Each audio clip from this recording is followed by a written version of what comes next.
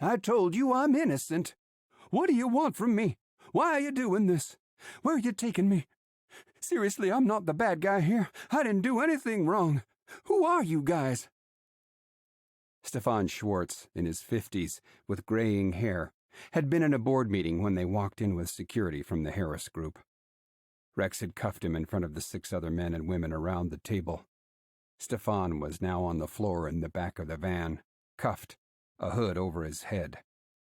There was something about the scene, the fact that they seemed to be serving as corporate security way too much as of late, that wasn't sitting right with Luke.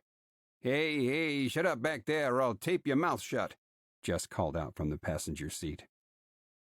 Luke was behind the wheel, and Rex was in back with the guy. He heard something that sounded like duct tape ripping, and he didn't have to look in the rearview mirror to know that Rex had taped Stefan's mouth. All they could hear was muffled yelling now as they made their way to the airport. Mission done. The guy would be on the transport back to Washington that night, and they'd be on a commercial flight the next morning.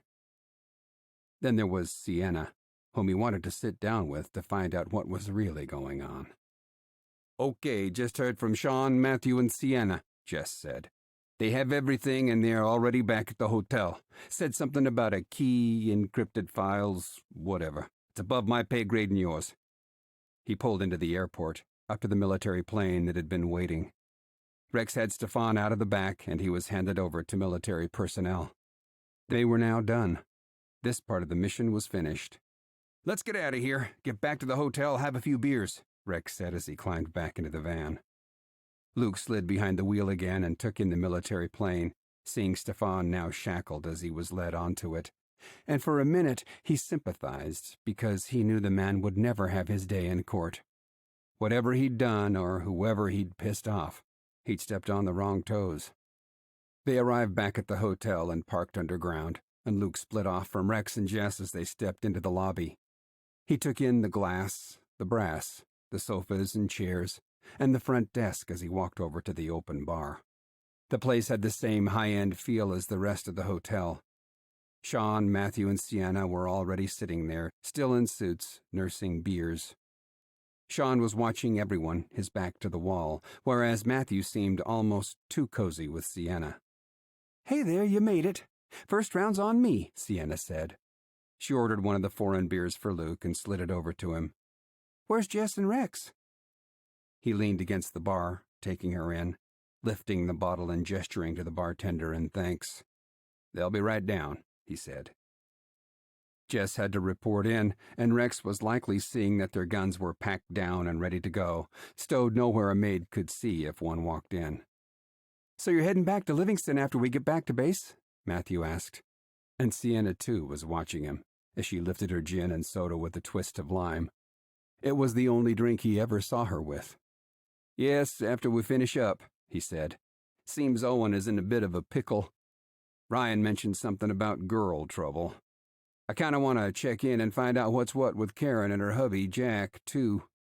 Suzanne seems happy enough, but she got royally screwed over by that asshole Toby, as Marcus put it. And there's my mom. Didn't get much of a chance to really check in with her. Sean lifted his Swiss beer and took a swallow. Well, at least you have family to go back to. Oh, come on, what am I, chopped liver? You know you love spending time with me, Matthew said, moving to put his arm around Sean, who stepped back, giving him a look as if he should know better. You're lucky, Luke, having a family like you do, Sienna said, without looking his way. Luke looked around the bar, seeing corporate types in suits, women in heels, drinking wine and the kinds of expensive drinks that banker types drank. He took in Jess and Rex coming their way and could already hear Sean ordering their beers. There was something about Sienna right now. He couldn't shake the feeling that something was completely off, and it bothered him. For the first time, he feared he could be jammed up for something he wouldn't see coming. He didn't want her anywhere near his family or discussing them.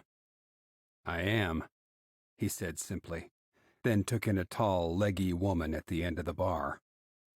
Her hair was light brown, her face slender, and her dress black. She was holding a glass of white, sitting alone.